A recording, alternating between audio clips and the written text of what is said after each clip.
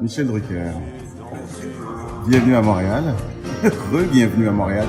Fais du feu dans la cheminée, je reviens chez nous. Sur le fait du sang. Jean-Pierre, c'est le premier artiste québécois que j'ai présenté en 64 à Paris. Il y a donc 55 ans, quand il chantait « Fais du feu dans la cheminée, je reviens chez nous ». Je me suis promené dans Paris avec lui. Est-ce que vous vous souvenez de la première fois que vous êtes venu à Montréal? Oui, je suis venu en 1965. Et puis j'ai eu le coup de foudre pour votre pays tout de suite. Et puis j'ai connu toute une génération qui sont devenus des amis. Charles Moix, Claude Dubois, la grande équipe de Michel Berger, Starmania, qui fait que moi ça fait à peu près trois générations d'artistes québécois que je connais, pas seulement des chanteurs, également des gens de cinéma. Donc c'est très émouvant pour moi d'être là. Les mots de la langue française que vous détestez le plus, c'est retraite et finir. Oui, parce que le mot retraite, ça veut dire il n'y a pas de retraite dans nos métiers, c'est le public qui décide que vous prenez votre retraite ou pas. C'est lui qui vous appelle. Et donc pour l'instant, le public veut que je reste. Alors je suis là, mais j'ai toujours voulu m'inscrire vraiment dans la durée parce que on m'a toujours dit que c'est Charles Aznavour qui me disait ça. On a réussi dans ce métier quand on a duré, quand on a été un marathonien, quand on s'est inscrit dans le temps. La grande difficulté, c'est comment vieillir sans devenir vieux. Et c'est pas la même chose.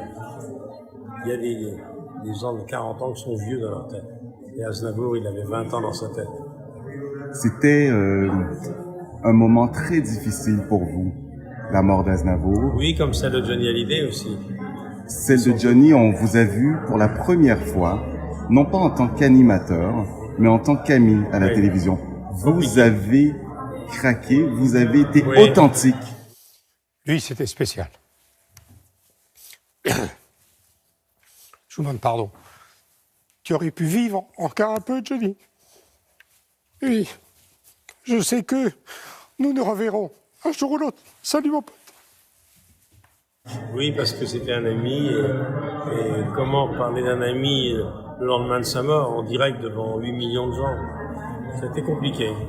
Surtout que c'était un ami personnel, il m'a eu des textos. Donc voilà, je me suis laissé porter par mes souvenirs personnels.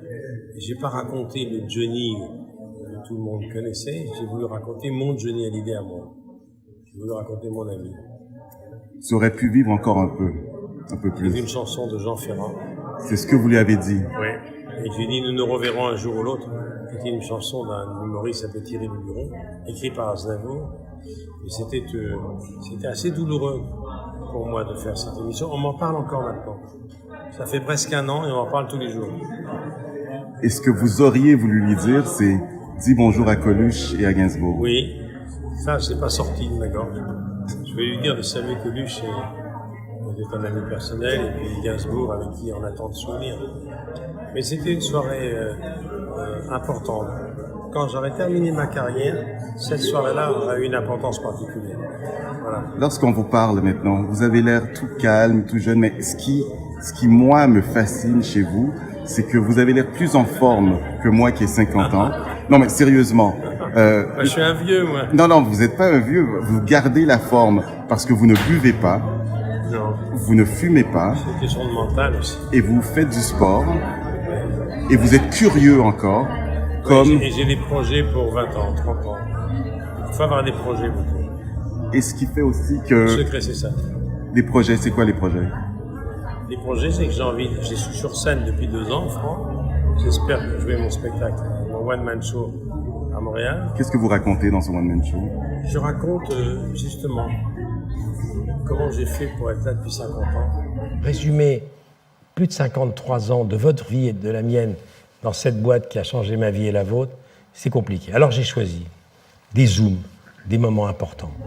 Et je raconte tous mes souvenirs les plus importants que j'ai partagé avec les gens, mais pour la première fois, je le raconte l'envers du décor. Je raconte ce qui s'est passé dans la coulisse après cette scène hallucinante entre Whitney Houston et Serge Gainsbourg. Alors, qu'est-ce que je vais retenir de 10 ans de Champs-Élysées? Ah ben, ça, bien sûr. Je peux pas vous traduire ce qu'il a dit. Il a dit, j'aimerais bien vous offrir des fleurs. Pas du tout, j'ai dit, je voudrais bien l'apaiser. Je leur raconte mon Johnny à moi. 4 heures du matin, drin. C'est Johnny. Qu'est-ce que tu fais? Il dit, je dors. Est-ce que tu as vu Apocalypse Now? Tu sais, le film de Coppola avec Robert Duval, ils sont à 4 hélicos, ils attaquent le Vietnam. Eh ben, on va attaquer le Stade de France et tu vas me déposer sur la fule. Bonne nuit. Je raconte mon Depardieu à moi, mon Belmondo à moi, mon Delon à moi. Je raconte tout ce que j'ai vécu avec les gens. Ils ont partagé ça avec moi, sauf que je raconte les coulisses. Vous êtes une bibliothèque vivante. J'ai bonne mémoire. Voilà. Dernière question. On me reproche souvent ce qu'on vous reproche, d'aimer tout le monde, d'être trop complaisant. C'est pas ça. Non, mais il faut pas faire attention à ça. Il y a ceux qui aiment les gens et ceux qui n'aiment pas les gens. Moi, j'ai toujours aimé les gens, je voulais même les soigner, je voulais être médecin. Donc moi,